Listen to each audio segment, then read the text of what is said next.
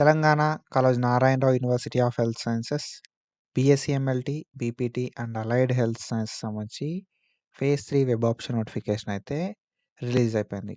So, మనం ఈ video లోపల డీటెయిల్‌గా ఫేజ్ 3కి సంబంధించి మాప్ ఆఫ్ ఫేజ్‌కి సంబంధించి కామన్ డౌట్స్ ఏమున్నాయి అండ్ ఆ కామన్ డౌట్స్‌కి ఆన్సర్ అయితే ఇస్తా నేను. సో, థంబ్‌నెయిల్ లోపల నేను పెద్దగా ఏం మెన్షన్ చేయలేదు. కానీ లోపల చాలా థింగ్స్ గురించి క్లారిటీ అయితే ఇస్తా నేను. కాబట్టి వీడియోని ఎక్కడ కూడా స్కిప్ చేయకుండా చూడుర్రి. అండ్ ఒకవేళ మీరు మన ఛానల్‌కి కొత్తగా వస్తే మాత్రం పక్కా సబ్స్క్రైబ్ చేసుకొని మీ ఫ్రెండ్స్ అందరికీ ఈ వీడియోని షేర్ చేయండి. సో, ఫస్ట్‌లీ ఏంది కదా అంటే మోస్ట్ ఆఫ్ ద పీపుల్‌కి కామన్‌గా ఉన్న డౌట్ ఎలిజిబిలిటీ బ్రో. ఎలిజిబిలిటీ గురించి ఎక్స్‌ప్లెయిన్ చేస్తా. దానికంటే ముందు మీరింకా ఫేజ్ 3 లోపల వెబ్ ఆప్షన్స్ ఇవ్వకపోతే వెబ్ ఆప్షన్స్ ఇవ్వడానికి మనకి ninth February 2026 ninth February 2026 11 AM దాకా టైం అయితే ఉంది వెబ్ ఆప్షన్స్ ఇవ్వడానికి. ఓకేనా? సో, వెబ్ ఆప్షన్‌కి సంబంధించిన last date ninth February 2026 11 AM. And ఎవరు ఎలిజిబుల్ అనేది కామన్‌గా అందరికీ ఉన్న doubt. And most of the people నన్ను అడిగేది ఒకటే ఎలిజిబిలిటీ ఏంది అని చెప్పి. ఓకేనా? సో, సింపుల్‌గా మీకేం చెప్తా కదా అంటే ఒకవేళ నీకు ఫేజ్ 1 లోపల సీట్ రాలేదు ఫేజ్ 2 లోపల సీట్ రాలేదు. Then you are eligible for phase 3. ఓకేనా? ఫేజ్ 1లా, ఫేజ్ 2లా సీట్ రాకపోతే నువ్వు ఫేజ్ 3కి ఎలిజిబుల్. ఓకేనా? సెకండ్ థింగ్ ఏంటిది? ఫేజ్ 1 ఆర్ ఫేజ్ 2 లోపల సీట్ వచ్చింది. దెన్ నువ్వు జాయిన్ అయినావు. ఓకేనా? సో, ఫేజ్ 1 ఆర్ ఫేజ్ 2 లోపల సీట్ అనేది అలాట్‌మెంట్ అయింది. అండ్ నువ్వు జాయిన్ అయిపోయినావు. Then you are eligible for phase 3. ఓకేనా? సో, ఇదొక థింగ్ అన్నట్టు. సో, సీట్ వచ్చింది, జాయిన్ అయిపోయినావు, నువ్వు ఎలిజిబుల్. ఓకేనా? సో, ఇంకొక డౌట్ ఏంది కదా అంటే ఫేజ్ 1 లోపల అండ్ ఫేజ్ 2 లోపల సీట్ వచ్చి ఫేజ్ 1 ఆర్ ఫేజ్ 2 లోపల సీట్ వచ్చి జాయిన్ కాలేదనుకో, then you are not eligible for phase 3. ఓకేనా? సింపుల్లీ ఫేజ్ 1 ఆర్ ఫేజ్ 2 లోపల సీట్ రాలేదు, నువ్వు ఎలిజిబుల్ అవుతావు. ఫేజ్ 1 ఆర్ ఫేజ్ 2 లోపల సీట్ వచ్చింది, జాయిన్ అయినావు, నువ్వు ఎలిజిబుల్ అవుతావు ఫేజ్ 3కి. అండ్ ఫేజ్ 1 ఆర్ ఫేజ్ 2 లోపల సీట్ వచ్చి జాయిన్ కాలేదనుకో, అప్పుడు మాత్రం నువ్వు ఫేజ్ 3కి ఎలిజిబుల్ కాదు. అండ్ మనకి పర్టిక్యులర్‌గా ఒక పీడిఎఫ్ అయితే రిలీజ్ చేసిర్రు after phase 1 reporting and phase 2 reporting తర్వాత కూడా ఒక పీడిఎఫ్ రిపోర్ట్ చేసిర్రు. ఓకేనా? సో, ఒక పీడిఎఫ్ రిలీజ్ చేసిర్రు. ఫేజ్ 1 రిపోర్టింగ్ తర్వాత, ఫేజ్ 2 రిపోర్టింగ్ తర్వాత ఒక పీడిఎఫ్ అయితే రిలీజ్ చేసిర్రన్నట్టు. ఎవరెవరు రిపోర్టింగ్ చేయలే అని చెప్పి. సో, నాట్ రిపోర్టెడ్ ఓకేనా? Not reported or not joined candidate list లోపల మీ పేరుంటే మాత్రం నువ్వు వెబ్ ఆప్షన్స్ ఇవ్వడానికి ఎలిజిబుల్ కాదు ఫేజ్ 3 లోపల. ఓకేనా? సో, ఇది మీరు గుర్తుపెట్టుకోండి. Not reported or not joined candidate list లోపల నీ పేరుంటే మాత్రం నువ్వు ఫేజ్ 3కి వెబ్ ఆప్షన్స్ ఇవ్వడానికి ఎలిజిబుల్ కాదు. సో, అదొక్కటే గుర్తుపెట్టుకోరి. And everyone is eligible to give web options in phase 3. ఓకేనా? సో, నాకు ఫేజ్ 1లో సీట్ వచ్చిందన్న, నేను జాయిన్ అయినా. You are eligible to give web options. Phase 2 లోపల సీట్ వచ్చింది, నేను జాయిన్ అయినా. You are eligible to give web options. ఓకేనా? ఫేజ్ 1, ఫేజ్ 2 పెట్టుకున్న నేను, నాకు సీట్ రాలేదు. Okay. You are eligible to give web options. Final merit list లోపల నీ పేరుండి, ఓకేనా, ఆన్‌లైన్ అప్లికేషన్ అనేది నువ్వు చేసుకొని అండ్ దాంతో పాటుగా ఫైనల్ మెరిట్ లిస్ట్ లోపల నీ పేరుంటే నువ్వు వెబ్ ఆప్షన్స్ ఇవ్వడానికి ఎలిజిబుల్. కానీ ఒక చిన్న కండిషన్ ఏంది కదా అంటే ఫేజ్ 1 ఆర్ ఫేజ్ 2లో సీట్ వస్తే జాయిన్ కావాలి. ఓకేనా? ఫేజ్ 1 ఆర్ ఫేజ్ 2 లోపల సీట్ వచ్చి ఉంటే మాత్రం జాయిన్ కావాలి. ఓకేనా? సో, ఇది అండ్ ఎలిజిబుల్ ఎవరు గారు అంటే ఫేజ్ 1 ఆర్ ఫేజ్ 2 లోపల సీట్ వచ్చి జాయిన్ కానోళ్ళు ఎలిజిబుల్ కాదు. అండ్ ఇప్పుడు మనోళ్ళలో కొంతమందికి డౌట్ ఉంది. ఓకేనా? సో, ఏంది కదా డౌట్ అంటే అన్న నాకు ఫేజ్ 1 లోపల సీట్ వచ్చింది. ఓకేనా? ఫేజ్ 1 లోపల సీట్ వచ్చింది. నేను జాయిన్ అయిపోయినా. నేనేం చేసినా కదా అంటే ఫేజ్ 2 లోపల వెబ్ ఆప్షన్లు ఇచ్చిన. ఓకేనా. నాకు సీట్ రాలేదు. ఓకేనా. సో ఇప్పుడు నేను వెబ్ ఆప్షన్స్ ఇవ్వచ్చా అంటే ఫేజ్ 3 లోపల ఇవ్వచ్చు.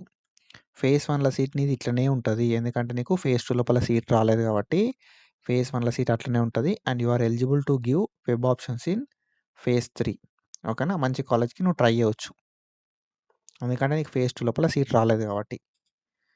అండ్ ఇక్కడ ఇంకొక కైండ్ ఆఫ్ పీపుల్ ఏమున్నారు కదా అంటే, అన్న నాకు ఫేజ్ 1 లోపల సీట్ వచ్చింది.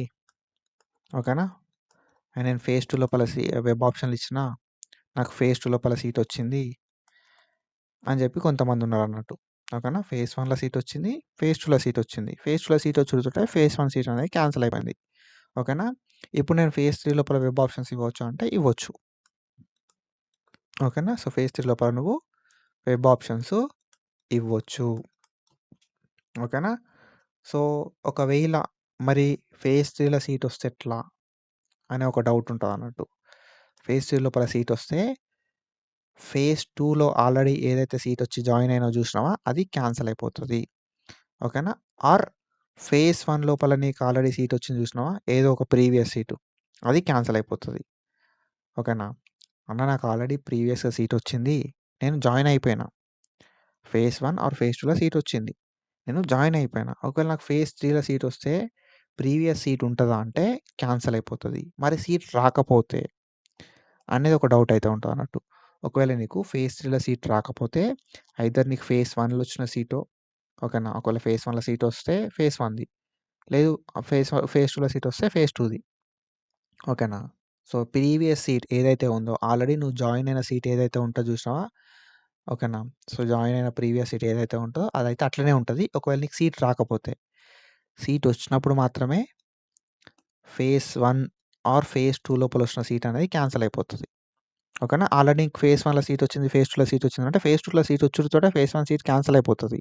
ఒకవేళ నీకు ఫేజ్ 3లో మళ్ళీ సీట్ వస్తే ఫేజ్ 2లో సీట్ కూడా క్యాన్సిల్ అయిపోతుంది.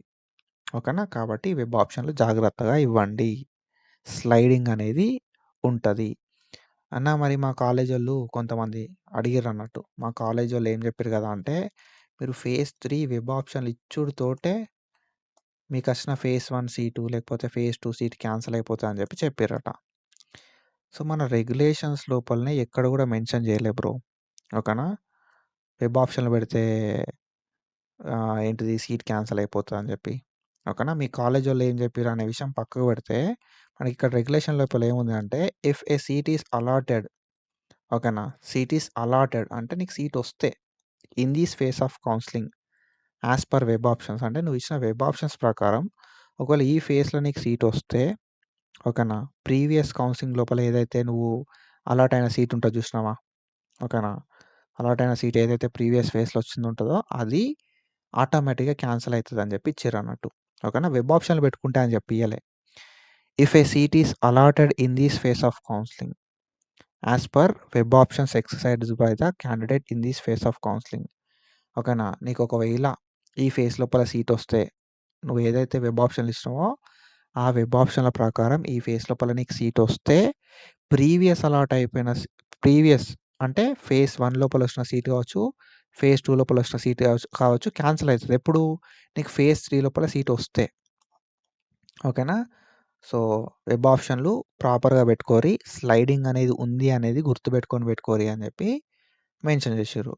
కాబట్టి సో ఫేజ్ 1 లోపల కానీ లేకపోతే ఫేజ్ 2 లోపల కానీ ఆల్రెడీ సీట్ వచ్చి, if you are not satisfied, if you are not happy with that seat, you can give web options in phase 3 everyone. ఓకేనా. నువ్వు నీకు ఆల్రెడీ సీట్ వచ్చింది అంటే, ఓకేనా, ఆల్రెడీ నీకు ప్రీవియస్గా ఫేజ్ 1 ఆర్ ఫేజ్ 2లో సీట్ వచ్చి ఫేజ్ 3లో ట్రై చేద్దాం అనుకుంటే మాత్రం జాయిన్ అయితే మాత్రం పక్కా ట్రై చేయొచ్చు.